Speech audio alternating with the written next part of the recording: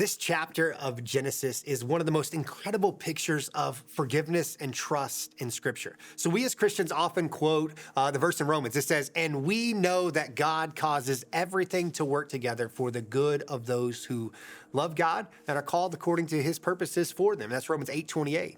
And we make the statement that we trust that God with anything. And we're going to go through even the horrible experiences in our life. We say, and I believe this, that God will use that moment for good to come out of them. Now, quoting that verse and truly letting that seep into your spirit are very different. And too often when we walk through complex or unfair, unjust situations and even downright wrong moments in our life, we really harbor feelings of resentment for those who were a part of it, and sometimes even God himself. But I get almost emotional here as I think through Joseph's journey. So can we quickly recap it? So God gives him a divine dream, which causes hostility between him and his family. He is his father's favorite son, creating a divide between him and his brothers. Those brothers beat him up. They intend to kill him, but instead they sell him into slavery and lie to their father about his death. And he spends time as a servant only to be falsely accused of a crime he didn't commit. Spends years in jail. He helps a friend while in jail and once again is forgotten and left in prison. So this is a lot to swallow for anyone. And I compare the moments in my life to this, and I realize the wrongs inflicted on him were so much greater than what I have experienced. And yet, what do we read in this chapter? So I want to look at Genesis 45, verses 3-5. So this is the moment that Joseph comes clean to his brothers, and that it's him. And I want to read this together. "I'm Joseph," he said to his brothers. "Is my father still alive?" But his brothers were speechless. They were stunned to realize that Joseph was standing there in front of them. "Please come closer," he said to them. So they came closer. And he said again, "I am Joseph, your brother, whom you sold into slavery in Egypt. But don't be upset and don't be angry with yourselves for selling me to this place.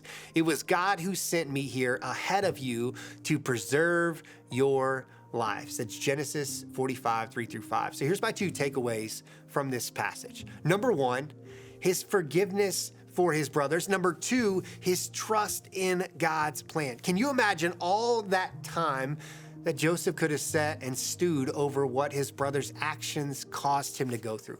Think about the days in the caravan traveling with the slave traders. Every day in Potiphar's house as a servant, all the days he spent in the prison cell. Do you realize that the unforgiveness he could have been justified in could have cost him everything? It could have cost his family everything. So today I want to encourage you to be like Joseph, to take your anger, your frustration, and unforgiveness and lay them down. Because if anyone was justified for feelings of anger, of hatred, of betrayal, and a good case of retribution, it was Joseph.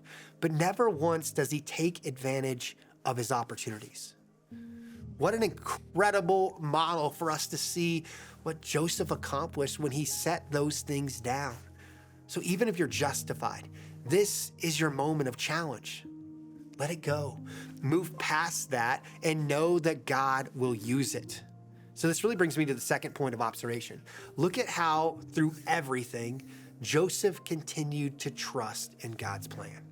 Let's be honest, many of us, we only accept the plan of God or we trust the plan of God when we see mountaintops and blessings running down, right? Like, it's easy to trust when the promotions are coming, the bank account is full, and relationships are good. But what happens when things don't go according to plan and you find yourself sitting in a place you didn't deserve or want to be in? This is where Joseph's trust in God shined through. He took Colossians 3 to heart.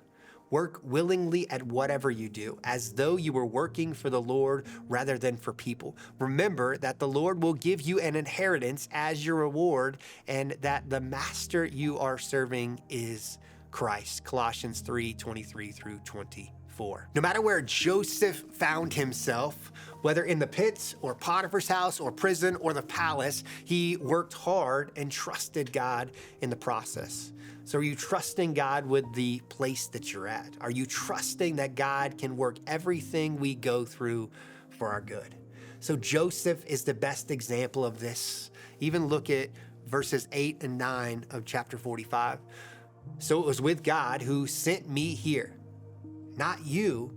And he is the one who made me an advisor to Pharaoh, the manager of his entire palace and the governor of all Egypt. Now hurry back to my father and tell him, this is what your son Joseph says.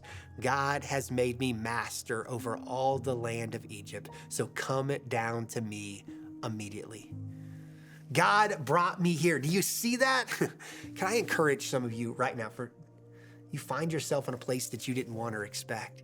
And this is when we need to turn to God and we need to trust him, because we can't and we don't see beyond this moment, but God sees our eternity. So in the words we heard in the story of Abraham, is there anything too hard for the Lord? So Joseph goes from betrayed brother to prison to second in command of Egypt. It's a scenario that we couldn't even imagine, but God knew. So don't allow your circumstances to limit what God will be able to do in your future. We have to walk in trust no matter where we find ourselves. So one final encouragement today, choose to let the unforgiveness go. One of the sayings that I always go to on the subject of unforgiveness, it's like drinking poison and expecting the other person to die from it. The only person unforgiveness is affecting is you. Today, make the choice to walk in forgiveness. Because I'm telling you, there's freedom in that moment. So today, I'm praying for you. What a great biblical example for you to be able to do just that. I know this is hard. This is one of those divine moments, though.